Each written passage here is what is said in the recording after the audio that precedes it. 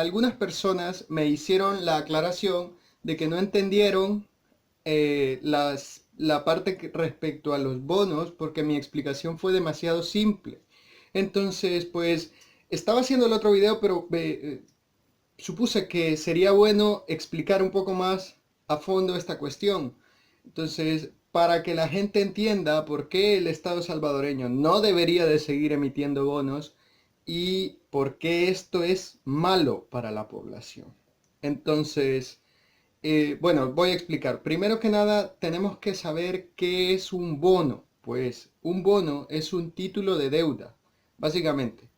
Es una emisión de deuda soberana en donde los estados, para cubrir su déficit fiscal, pues emiten deuda soberana para que la gente común y corriente les preste. Y sí, he dicho la gente común y corriente porque esto es algo que no se sabe, pero los bonos se pueden comprar por cualquier persona que tenga acceso a los mercados financieros, por cualquier persona.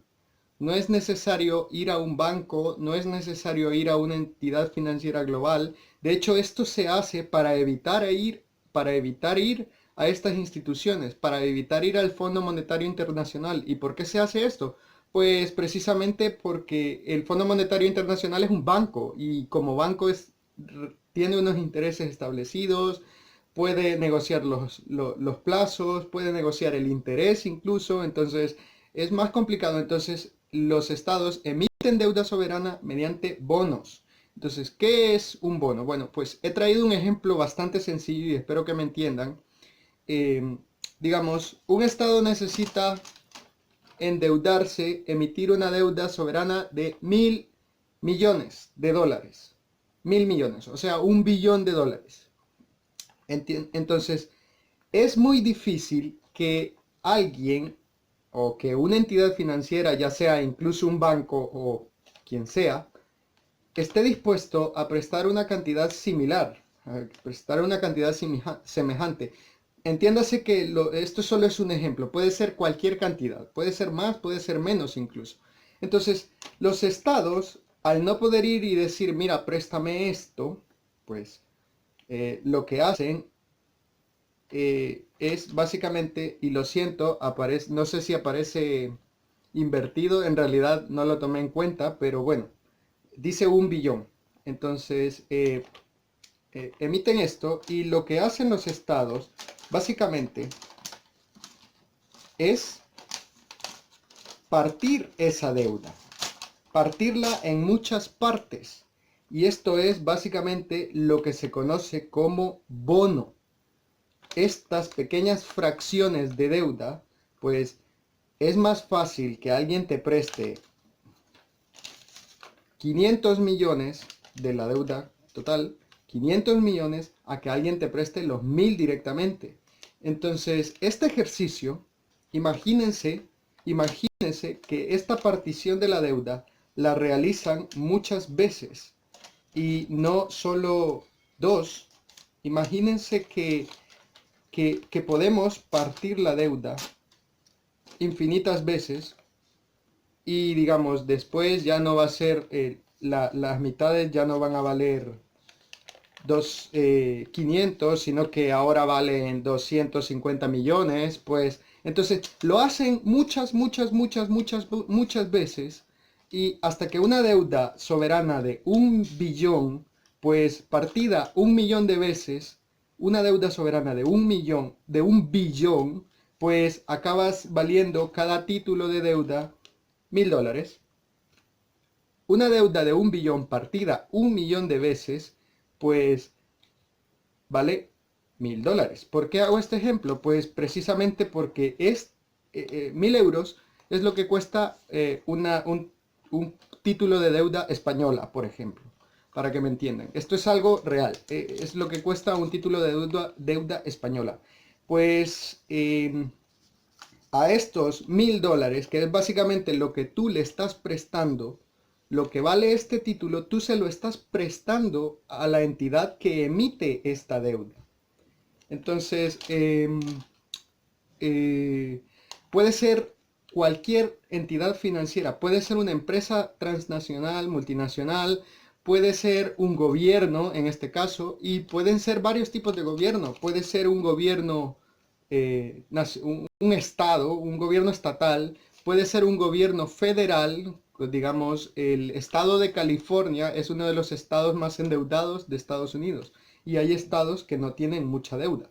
Entonces, puede ser un gobierno estatal, federal, puede ser un gobierno regional, incluso puede ser un gobierno regional puede ser tu alcaldía la que esté emitiendo esto.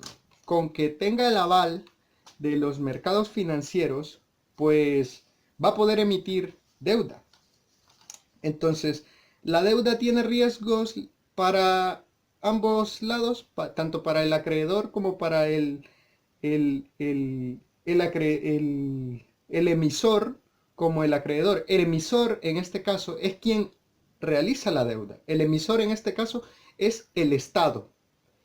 El Estado es el que emite esa deuda, y el inversor o el acreedor es quien la compra. Puedo ser yo, puede ser tú, puede ser cualquier persona que quiera comprarla.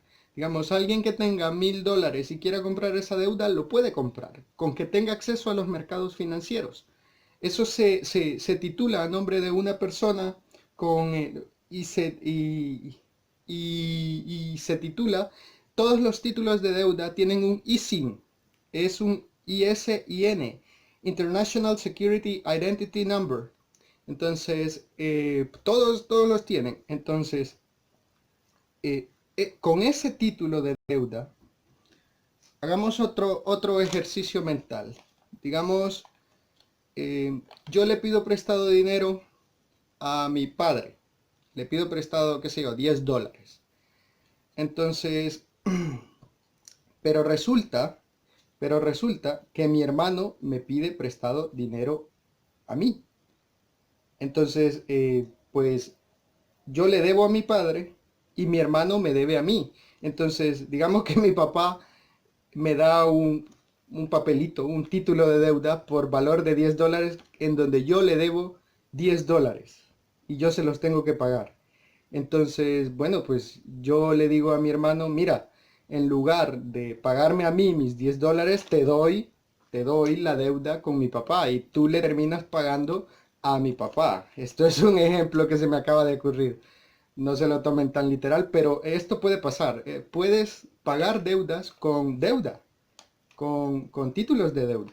Entonces, si te sirven. Entonces, ¿y qué rentabilidad tiene eso? Pues mira, ahora el mismo ejemplo de mi papá. Si mi papá me prestó $5, pero yo le presté 10 a mi hermano y mi hermano me tiene que pagar 10, pues en un momento de necesidad en donde mi papá me esté exigiendo esos $10, esos $5, perdón, mi papá me había prestado $5 originalmente, donde mi papá me está exigiendo a mí esos $5, pues yo le doy a mi hermano el cupón, y pues él le va a tener que dar a él $10. Entonces mi papá tiene una rentabilidad de $5, porque él me había prestado 5, pero mi hermano me debe a mí 10.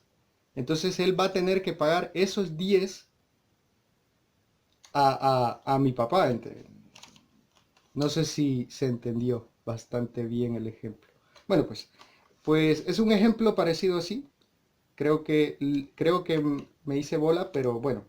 Entonces, ¿cuántos tipos de bonos hay? Pues hay bastantes. Hay bonos para todos los gustos y colores. Entre los más comunes están el bono simple, el bono de cupón cero, el bono del Estado, el bono canjeable o convertible, el bono strips o los bonos amortizados. Está el bono de deuda perpetua, y este es importante, el bono de deuda perpetua, y está el bono basura. Este es el más riesgoso de todos los bonos, porque cabe la posibilidad de que tú prestes el dinero y no te paguen, como como está calificado en este momento el bono de Venezuela. Eso es imposible de vender.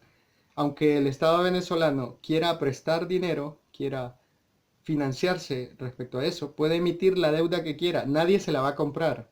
Es por eso que es tan peligroso endeudarse y no pagar. porque los estados se quedan sin financiación.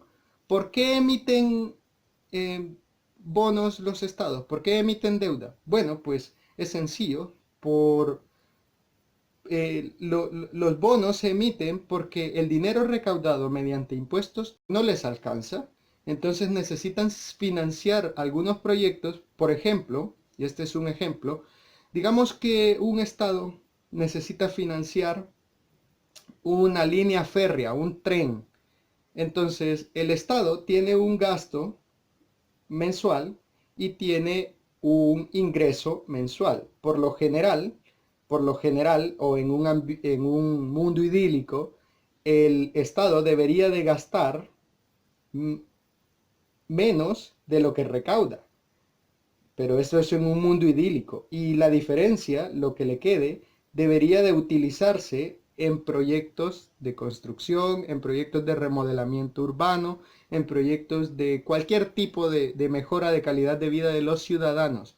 Pero en nuestro mundo no idílico, y por cierto, me van a disculpar, pero a su salud. En nuestro mundo no idílico, los estados se endeudan porque su recaudación fiscal es inferior a su gasto. Entonces financian esta parte para equilibrar las cuentas, emiten deuda. Este es el problema. Este es un problema muy grave si el Estado está emitiendo deuda, qué sé yo, para pagarle a sus empleados. Eso es gravísimo. Tiene un problema inmenso. Pero digamos, si va a emitir deuda un año porque, qué sé yo, quiere remodelar su aeropuerto, como México, por ejemplo, si ese año en concreto, esos 2 años, va a remodelar el aeropuerto, pues los gastos del Estado van a ser mayores. Van a ser mayores y pues es lógico que gaste más de lo que ingrese, pero por una cierta cantidad de tiempo. Esto es importantísimo. No hay que emitir deuda para pagar tu gasto corriente, como les dije ayer. Entonces, para sufragar esto se emite deuda. El problema está con la otra situación que ya les expliqué. Pues para estos casos existen tipos de bonos. Existen tipos. Y también no es lo mismo una deuda cuyo emisor sea el Estado canadiense, que es un Estado muy responsable con sus cuentas. No es lo mismo una deuda del Estado de Estados Unidos. No es lo mismo una deuda de Costa Rica, no es lo mismo una deuda de Nicaragua, no es lo mismo una deuda de El Salvador. Eso depende de la fiabilidad. Y para que hagamos una idea, eh, los mercados funcionan como cualquier mercado en la calle. Esto no es diferente, simplemente no es diferente en el funcionamiento, es diferente en la estética, pero ustedes asuman que, que, que una vendedora del mercado central en San Salvador, digamos. Entonces, digamos que nosotros somos un vendedor del mercado central en San Salvador. Yo como vendedor, viene alguien a querer prestarme dinero, a querer prestarme producto. Digamos, una libra de papas. Vienen dos personas a querer que yo les fíe, que yo les preste una libra de papas. Entonces viene una persona que yo la conozco y es muy responsable y solo está pasando por una mala situación. Entonces, con gusto le voy a prestar una libra de papas, porque sé que me lo va a pagar. Pero viene otra persona que se gasta su dinero en alcohol, que se gasta su dinero en estupideces, que se gasta su dinero en las niñas, pues cualquier persona se echaría por atrás y diría, no, ¿por qué te tengo que prestar a ti? Entonces, ese es el problema gordo que tienen los estados. Cuando un estado es responsable, no tiene problemas para conseguir financiación, para que otras personas les presten. Cuando el estado canadiense, el estado alemán, Reino Unido, todos estos estados emiten deuda, pues las personas la compran porque saben que ellos le van a pagar. Ellos pagan. Este es lo bueno de ser un pagador confiable, que la gente está dispuesta a prestarte. Por eso es tan importante su historial crediticio. Y esto recuérdenlo bien, amigos. No se endeuden si no pueden pagarlo. Endéudense en situaciones de necesidad extrema. Pero bueno, entonces siguiendo con el asunto. Está el bono simple, que es básicamente el ejemplo que yo te he dado. El ejemplo de las pequeñas partes de esa deuda que, como tú prestaste $1000, digamos, es un ejemplo, en este pequeño préstamo, a la hora de devolverlo, se estipula un interés. Hagamos un pequeño ejercicio en donde el interés de este bono va a ser del 3% anual. El interés del 3%. Esto va especificado en el bono. ¿Cuánto es el interés? Y hay bonos de interés variable, por cierto. Entonces, para un interés del 3%, un estado responsable se compromete a pagar el 3%. Por cierto, los estados responsables pagan muchísimo menos de interés. Entonces, para un interés del 3% en un pequeño bono de $1000, el 3% de eso es, te van a devolver $1030. Entonces, hay una ganancia en ese bono. Hay una pequeña ganancia y tú dirás, bueno, para ganar $30, pues entonces no lo compro. El punto es que el ejemplo lo estamos haciendo con una cantidad muy pequeña, pero no es lo mismo el 3% de $1000 a el 3% de $1.000.000, por así decirlo. No es lo mismo porque de $30, el porcentaje de interés de 1000, el de 1.000.000 son $30.000. La cosa cambia, ¿no? Entonces, por eso es tan importante. Y ahora imagínense, el 3% de interés anual, o sea, le van a estar pagando eso anualmente, solo los intereses, y cuando se devuelva, les van a pagar también intereses. Entonces, digamos, emiten una deuda de 1.000.000.000 y se comprometen a estar pagando 3% anual hasta pagar la deuda. Y ustedes han acordado un plazo de devolución de 10 años, de 5 años, por ejemplo. Entonces, cada año van a tener que estar pagando el 3% de interés sí o sí. A eso se le conoce como cupón. Eso es el cupón de un bono de deuda. Y el cupón ustedes lo negocian con el fabricante. Puede ser que un título de una deuda para, digamos, 5 años tenga 5 cupones, o sea, un cupón de canjeable cada 5 años con el interés. Entonces, imagínense el ejercicio mental en donde cada año el Estado tiene que estar gastando en intereses de su deuda. Básicamente, esos $30 se te convierten en $150 cuando llegas a finalizar la deuda. Entonces, una deuda que te ha salido en $1000, has tenido que pagar $1150 al final de saldarla. Si es que no te atrasas en los pagos. Ese ejercicio multiplicado por una deuda de $1.000.000.000 te da un sobrecoste de $150 millones solo en intereses por pagar una deuda de 5 años. Ahora imagínense un interés de 3% a 10 años. Un interés del 3% a 15 años. Entonces, un interés del 3% a 10 años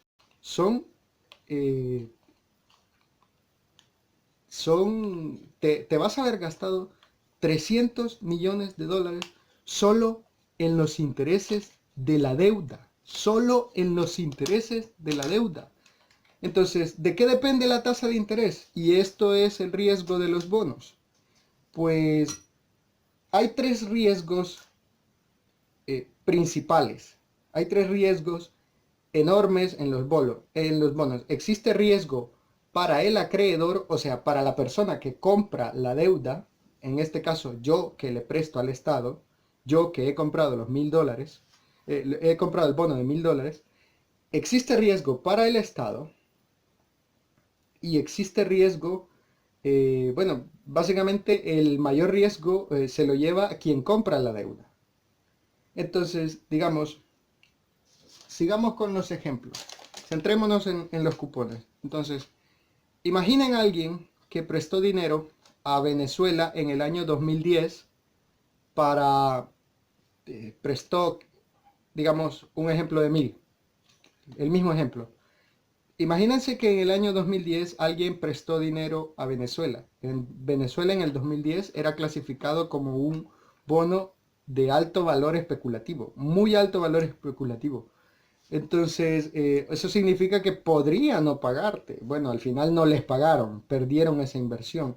Entonces, la persona que en el 2010 compró el bono de Venezuela, pues quizás no se imaginó que en 2014 los precios del petróleo se iban a derrumbar y en el 2015 Venezuela ya no iba a poder pagar la deuda para 5 años que tuvo con esa persona.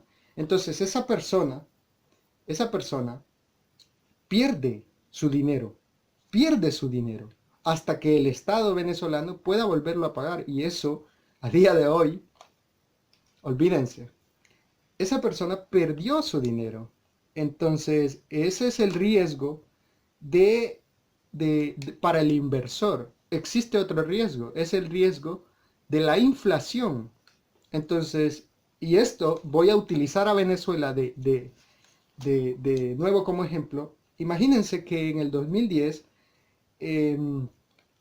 una persona obtuvo un cupón por, ya no son $1000, ya no son $1000. Ahora hagamos el ejemplo con 1000 bolívares. 1000 bolívares aproximadamente eran alrededor de $100 antes. 1000 bolívares. Ahora, ahora bien, la deuda denominada en bolívares actualmente ya no vale nada.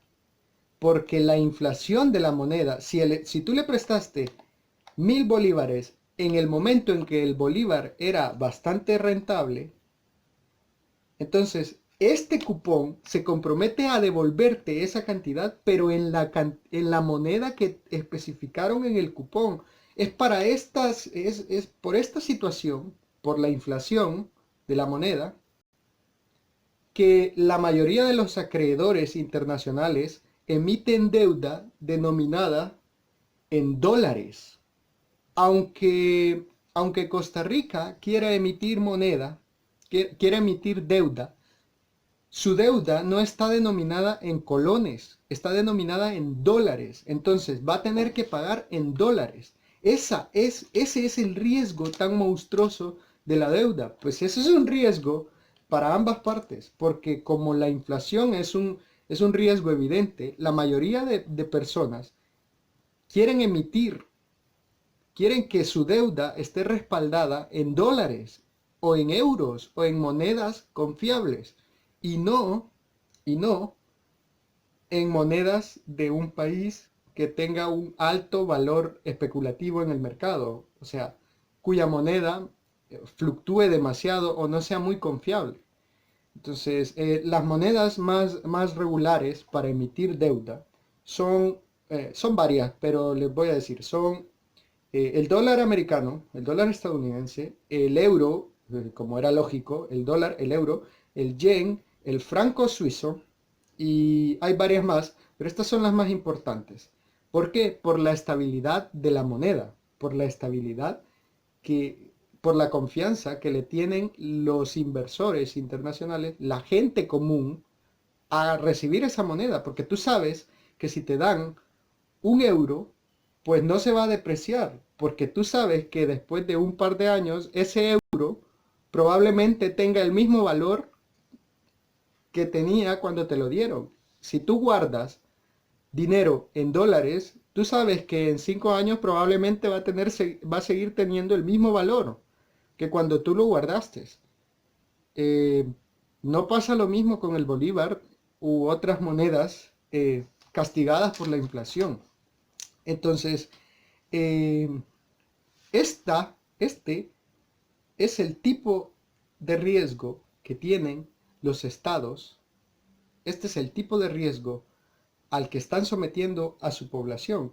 Y el último de los riesgos de los bonos es la fluctuación del mercado. Ahora vamos a ver. Este es un poco más complejo y si han llegado hasta acá se los agradezco mucho y este sí es un poquito más complejo. Digamos que tú compraste un bono de $1000. Entonces, tú estás en el mercado financiero, tú estás en bolsa. Los bonos se venden y suben y bajan y suben y bajan. Entonces, en ese momento, te enteras en ese momento, tú gastaste 1000 y sabes que el gobierno de ese país se comprometió a devolverte 1000 más lo que estipulaban los intereses. Y hasta ese momento todo ha estado bien. Pero tú ves en las noticias que el petróleo cae y tú sabes que el gobierno venezolano, y este es un ejemplo real, tú sabes que el gobierno venezolano dependía mucho del petróleo.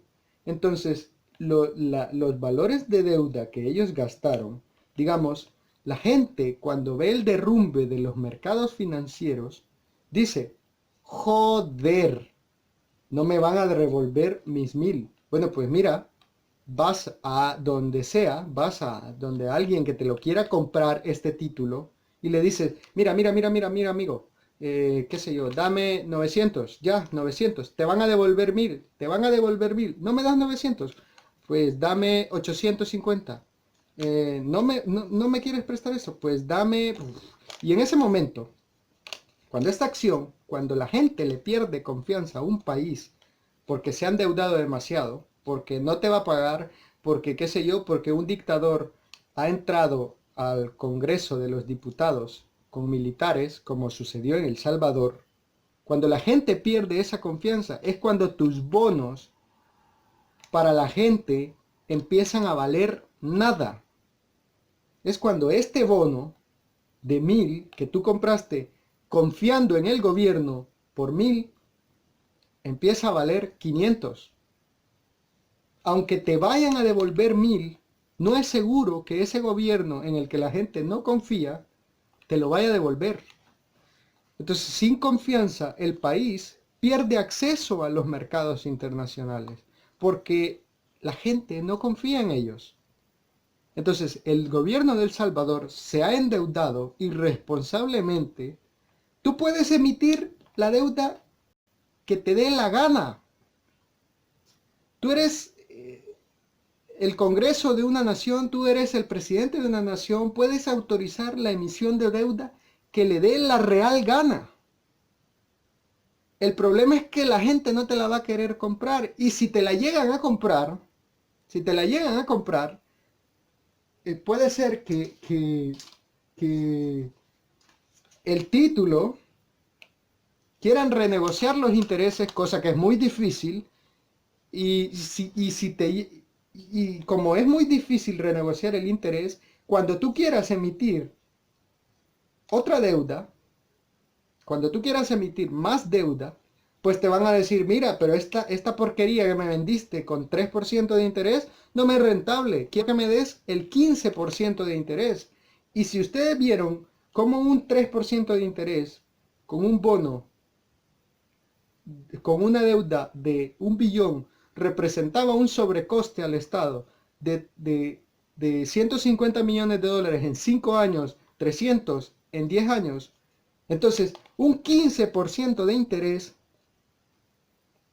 prácticamente significa que el Estado va a terminar devolviendo más del doble de lo que prestó. Ese es el problema de la deuda.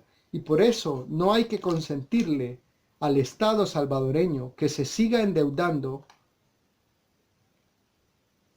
a como ellos quieran. Es que es imposible y es inmoral el hecho de que estas personas, de que estas ratas asquerosas quieran negociar con nuestro dinero. Porque sí, señores, ese dinero con el que están queriendo financiar la deuda, lo van a pagar ustedes. No lo va a pagar el político. El político vive de los impuestos que le sacan a las personas.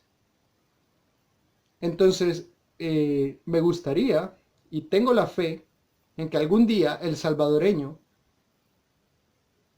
no se quiera dejar estafar por los gobiernos. Y bueno, esta fue una larga explicación, porque ya me extendí mucho, de los bonos. Y solo aclarar, hay muchos tipos de clasificación de bonos y normalmente en el mercado financiero los bonos AAA, los bonos para inversión, son muy buenos. Están clasificados por tres: bonos de inversión, bonos de valor especulativo, bonos de alto valor especulativo. En este momento, El Salvador no está en ninguna de estas tres clasificaciones. Por eso existe una cuarta. Se llama bono basura. Eso lo da la calificación internacional, y no puede escogerla el gobierno. Entonces, estos tres, la mayoría de la gente los quiere. Los bonos basura se negocian a un interés altísimo. Todos los bonos, por lo general, todos los bonos abajo de la calificación triple B son clasificados como bonos basuras. ¿Saben cuál es la calificación de El Salvador en este momento? Es una B, y algunas agencias de calificación le dan una B negativa. La triple B, abajo de la triple B, es bono basura. El Salvador ni siquiera está en triple B. Entonces, les agradezco mucho por verme, de verdad, muchas gracias. Sé que el video es largo, pero les agradezco demasiado y espero les guste. Hasta luego.